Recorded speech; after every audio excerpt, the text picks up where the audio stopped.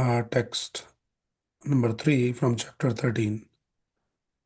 Kshetragyam jabimam viddhi sarva kshetreshu bharata kshetra jnanam yachat jnanam madam mama. Translation by Srila Prabhupada. O Son of Bharata, you should understand that I am also the knower in all bodies. And to understand this body and its knower is called knowledge. That is my opinion. In this chapter, we are reading, this is the Gyan Yoga, and Krishna already started explaining uh, in, chap- in verse number 1 and 2. So here it is further explained that Kshetragyam Chapimam Viddhi. So there is Kshetra and Kshetragya. There is a Purusha, Prakriti, Kshetra and Kshetragya, and Jnanam and Gyayam. So Kshetra is referred to the body, the field of activity, Kshetra, which is our body, that through this body we do various activities in this world. And then there is a Kshetragya. Kshetragya means, Gya means to know. So the knower of the body, and that is refers to the soul. So soul is the Kshetragya, Atma. He knows everything, all the activities. But further, Krishna is explaining here in this verse, Kshetragya chapi mam viddhi. Krishna is speaking this and is saying, Mam. Mam means me also. You should know that I am also Kshetragya. So earlier he said that Atma, the soul, is the knower of the body. Soul is the Kshetragya. But then further he is also explaining that Chapi Mam Vidhi, I am also another Kshetragya. But what kind of Kshetragya you are then? Because earlier he said Atma is a Kshetragya, knower of the body. Now he's saying I am also the knower of the body. So then what is the difference? So in the second line is saying Sarva Kshetreshu Bharata, also number other. I am the knower of the body, but I am the knower of all the bodies. Sarva Kshetreshu Bharata. So Atma also knows, and the Paramatma, the Supreme Lord, he also knows. But what is the difference? Difference is Atma knows only an individual body. Like I know my about my body, what is going on. And that too also not everything. Something I know at least. But I cannot say that I know everything what is happening in my body. But Krishna, he is the knower of the body, not only for just one body, but Sarva Kshetreshu Bharta. He knows all the bodies. Kshetra Kshetra Gyayor Jnanam Yattaj Jnanam Matam Mama. So Krishna is saying, one who knows, one who has the Gyan about Kshetra and Kshetragya. Kshetra means the body, Kshetragya means the knower of the body. One who has this Gyan, one who has the understanding of the body and the soul. And now we understand that Kshetragya is not only the soul but also the super soul. One who knows all this, Yatyaj Jnanam Matam Mama. So Krishna is saying, in my opinion, that is called Jnanam. That is called knowledge. So we talk about knowledge in this world. People think, oh, this person is very knowledgeable. He is very expert in his field. Yes, that is good. But here, what Krishna is saying, in Krishna's opinion, what is knowledge? One who knows Kshetra Kshetra Gyayor Jnanam. So it's not only just knowing about the body and related activities to the body, which is more of like a matter. So in this modern age and in this material world, people think that knowing about the matter, about this material world and material activities, that is knowledge. But Krishna is saying, no, that is not knowledge. Knowledge means you know the matter, also you know the spirit soul, and also you should know the super soul. And that consists of all this the body, the soul, and the super soul is considered as the Jnanam. This is knowledge. And Krishna is taking the stand, is saying that Matam Mama, this is my opinion. Generally, we see that when somebody say, "Oh, this is my opinion," basically, uh, to not claim like ultimate authority, we say, "Oh, this is my opinion." Like you can accept or you may not accept. Uh, Basically, to reduce the weight. But when Krishna says, "This is my opinion," Krishna as being the absolute truth, Bhagavan, when he says something is my opinion, that becomes the absolute truth. Right? So this is what is the absolute truth is. The knowledge means Kshetra and Kshetragya, body and the Kshetragya, two Kshetragya, the Atma and the Paramatma. And knowing about all of that is considered as Gyan. So Prabhupada gave a long purport here and so many very important points that he brings here. The reason being is why Prabhupada is explaining those points in different ways to clarify the doubt, like this impersonalist, they just keep misguiding the common mass. That they say that we we all become one with God, something like that. But here, this verse is clearly explaining that there is Atma and there is a Paramatma, and they are two different entities. They're not one and the same. So Prabhupada explains here, in every field of activities, in every body, there are two souls, individual soul and the super soul. Now, what is this super soul? So it has been explained in the Bhagavatam even more in more detail. It is explained that super soul is the plenary expansion of the supreme personality of God at Krishna. So what is this plenary expansion? Plenary expansion means that it has the same potency, plenary, with the same power. The Lord expands and it just act with the same power, that expansion. In the Brahma Science also it has been explained that you take one candle, the original candle, and then you light many other candles from the original candle. So every candle can generate the same light, but still there is one original candle. So that original candle is Krishna. That Krishna expands. One of the plenary expansion of Krishna is there are many expansions, but one of the plenary expansion of Krishna is this super soul, who is uh, sitting in everyone's heart, every individual living entities, and not only in every individual living entity, but Andantarastha Paramanu Chayantarastham. He is in each and every atom. So this is the plenary expansion of the Supreme Lord who is sitting everywhere. And then he knows everything. And that is what he's saying that I am also the knower. But I'm not the individual owner of the body. I am the super knower. We also know the body, but Krishna is the super knower, meaning I am present in every body as the Paramatma, as super soul. So this is the understanding. This is about super soul, who is said here as Chetragya, and to add to our understanding that not only Atma is Chetragya, but Paramatma is also Chetragya, and there is a difference. Atma knows only about individual body, Paramatma knows every body. Right. I'm the knower of the field of activities in every individual body. The individual may be the knower of his own body, but is not in knowledge of other bodies. The Supreme Personality of Godhead, who is present as the Super Soul in all bodies, knows everything about all bodies. Right? And Prabhupada gives the example here in the purport. A citizen may know everything about his patch of land, but the king knows not only his palace, but all the properties possessed by the individual citizens. Right? He knows, okay, this much land and this is what is happening and all of that.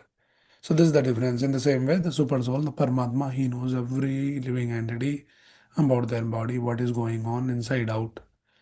So that brings to a very important understanding that sometimes people think that nobody is watching me, so I can do something, secretly, and I can escape. Uh, yes, one can escape from the people around us, from the material laws, I mean, like state laws and all of that. Sometimes we can trick the people around, but we should remember that we cannot trick the Supreme Lord because He's sitting right inside your body, a super soul, and is constantly watching. Samane vrakshe purusho nimagna. So it is said that this body is compared to a tree, vraksha, and then the two birds are sitting in this body. One is Atma, one is Paramatma. So one bird is engaged in eating the fruits, which is Atma. Atma is just enjoying, trying to enjoy in this material world through various activities. And Paramatma, he's just sitting neutral and just constantly witnessing that what this another bird, the Atma, is doing. And while he's constantly witnessing, he's also waiting that if this bird turns towards me, then I can guide. Because the fruits is trying to eat and trying to enjoy, they're all bitter fruits. You have to face the reaction. I can guide. So this is how the Lord is sitting in our heart, and then He knows everything what is happening. So one should feel very, very responsible, and we should be very, very conscious that whatever I'm doing, I'm constantly being witnessed by Paramatma who is sitting in my heart. So we cannot escape. We cannot escape. There was this one guru um, in the Gurukul, and after you know at the time of graduating all the students, he thought that you have to pass the last test before you kind of graduate. So he says, okay, it's a very simple test. He called all the students, and then he gave them all one coconut. Says your task is very simple. Go and break this coconut, but break in a place where nobody is watching you. Now you can go and then come back. So everybody was so happy. They thought, oh, this is such a easy task. We'll go somewhere in some secluded place. Nobody is watching. It'll break. So most of the student, they very quickly went and came back, except this one student who did not come till late evening. And then everyone was just eagerly awaiting his arrival. And then finally, uh, in the late evening, he came looking very disappointed. And then he came and the guru asked that, hey, what happened? Why did you take so long? He says, I'm sorry, I couldn't find any place where nobody is watching. He said, what do you mean? All other students, they came so quick. Then he explains, wherever I went, I realized that I'm constantly being watched, witnessed by the sky, by the trees, by the nature, and most importantly, by the super soul who is sitting in my heart. And that was the only student who passed the exam. So, this is the understanding that Krishna here is saying that I am also Kshetragya, I am the super soul sitting constantly witnessing. I knows everything what is happening in this Kshetra, in this body, what is going on inside, how you are thinking. So we should always feel very responsible that Krishna is constantly watching me. I should be very, very careful. Right? We should not be doing the things which we are not supposed to do. Just because we think, oh no, I'm in secluded place or nobody is watching me, I can do something. No, Krishna is watching. Yeah. So here, Prabhupada also explains this body consists of the senses. The Supreme Lord is known as Rishikesha. Rishikesha means the controller of the senses. Right? He is the original controller of the senses, just as the king is the original controller of all the activities of the state, and the citizens are secondary controllers. See, Lord is the supreme controller. He is sitting in our heart. He is controlling everything. So he is the Rishikesha.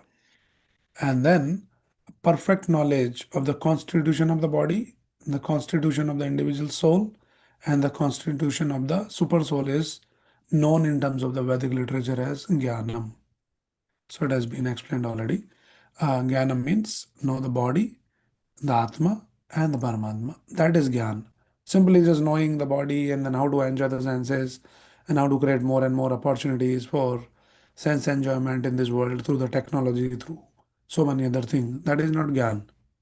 Gyan means know the body, the Atma, and the Paramatma. Right? And this is called the knowledge. Prabhupada further explains here that one has to understand the position of Prakriti, nature, the Purusha, the enjoyer of the nature, and Ishvara, the knower who dominates or controls nature and the individual soul. So these are the three fields of activities, fields that one should know. One is nature, which is Prakriti. One is Purusha. Purusha means the enjoyer. So Atma is referred here as Purusha. And then third one is the Ishwar or Param Purusha, who is the supreme enjoyer, is the supreme controller, who dominates the nature and the individual soul. So nature is not acting independently in this world. People say that everything is nature, nature is God. But here we understand that this nature, as Krishna also explains in Bhagavad Gita, Maya Dakshina Prakriti Suyate Se Characharam. This entire nature is working under my supervision. Everything is under my supervision. So nothing is happening by chance, automatically. Whatever is happening, it is happening under the supervision, under the supreme control of the Supreme Lord. So, like we are saying that I am the occupier of this body as the Atma, I knows my body. In the same way, you take this, you think about this universal body, the entire creation. So, where is the Atma of that body? The universe. Universe is like a body. So, Atma is the Supreme Lord. And as we know about our body, in the same way, the Supreme Lord knows his body, which is the entire universe. He knows everything. Janmadi Ashayatu and Vayadithras Chardesu Abhignas Swarat. Krishna has been explained in the very first verse of Bhagavatam as he is the Abhigna. He knows everything. He knows present, past, future. So this is the difference between the Atma and the Paramatma. So this Mayavadi, the impersonalist, their understanding is that we are one and the same now because we are covered by the Maya. So we have forgotten our original constitution, but we are also like God or will become God. These are all bogus ideas. We'll never become God. So God is infinite and we are infinitesimal. We are Anu. God is Vibhu. He knows everything. He is controller. Maybe we can control a little bit about our body. That also not like completely we can control. So many things we can control in our body. Even sometimes we feel the urge, the nature's call. You can control that only. What kind of controller we are? And these foolish people, they think no, we are the supreme controller. We are like God. We'll become God. We never becomes God. So this is what is the knowledge. Right. So this material world, which is the field of activity or nature, and the anger of the nature, which is the living entity, and above them both is the supreme controller, the personality of Godhead. So know them properly, not to mix up.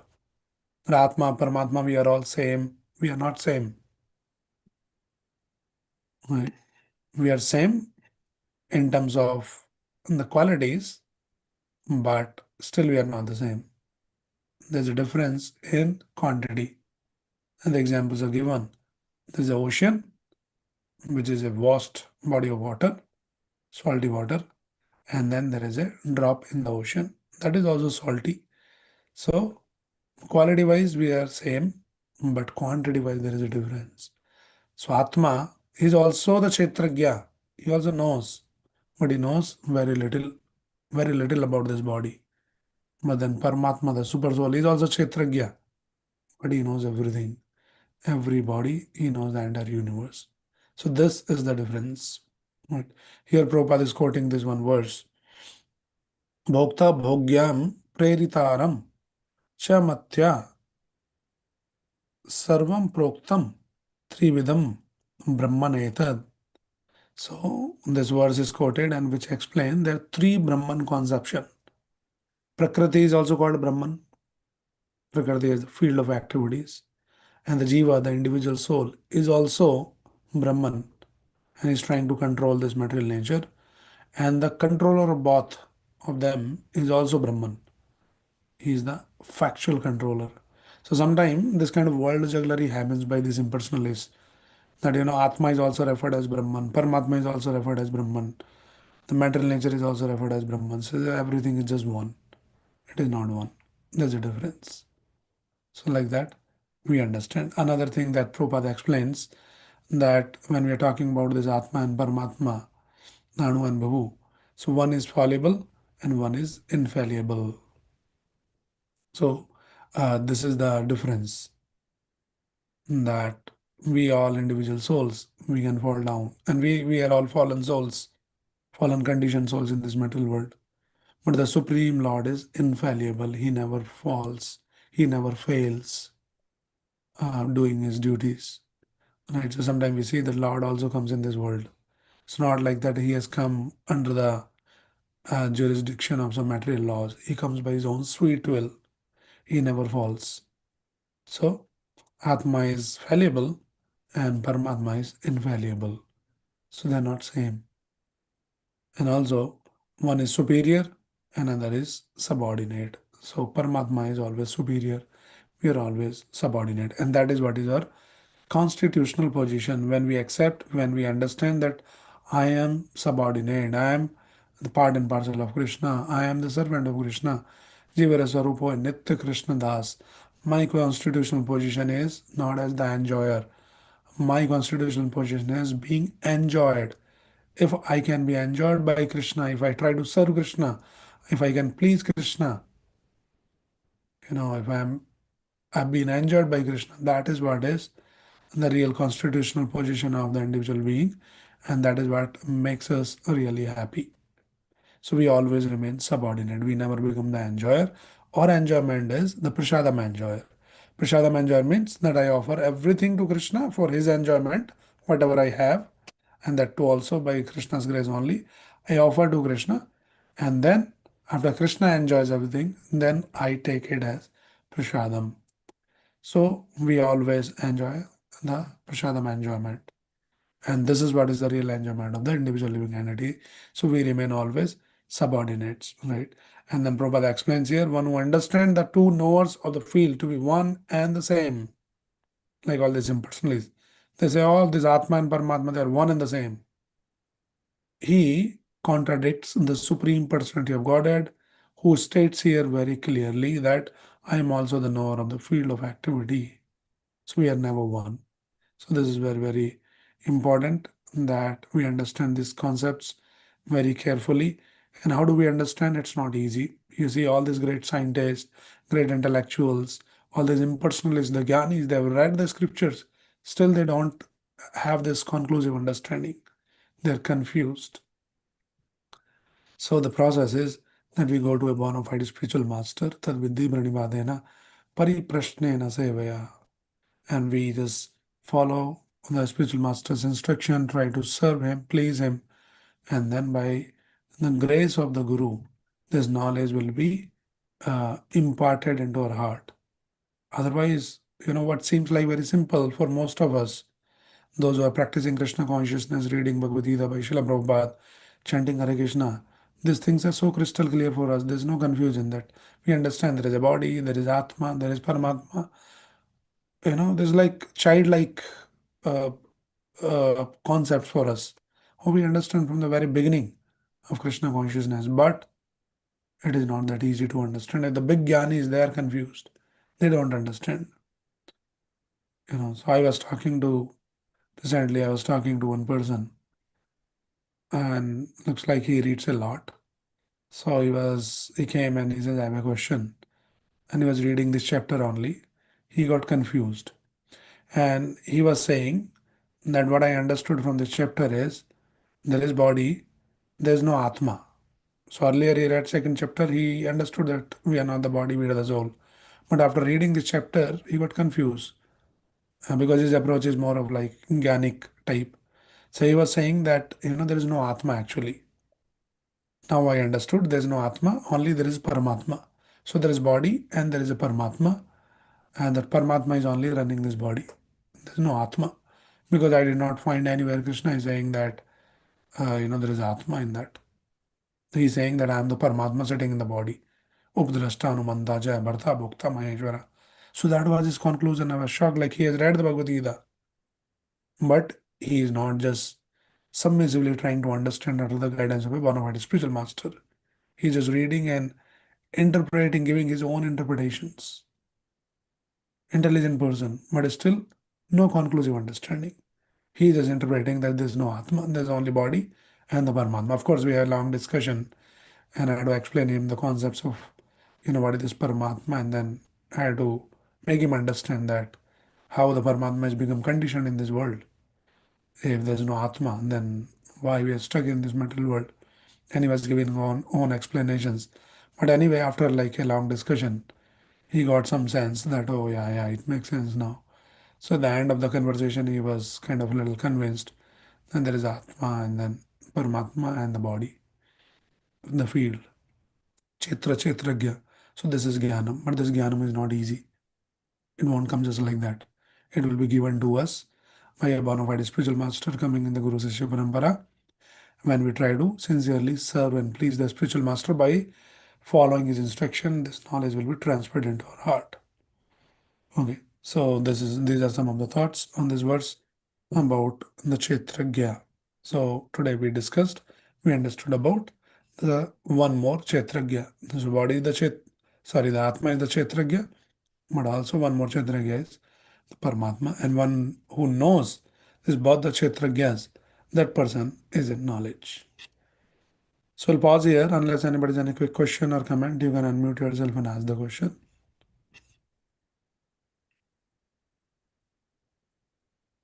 Okay, if there's no question, we'll stop here. Thank you everyone. Hare Krishna. Srimad Bhagavatam as it is ki jai. Srila Prabhupada ki jai.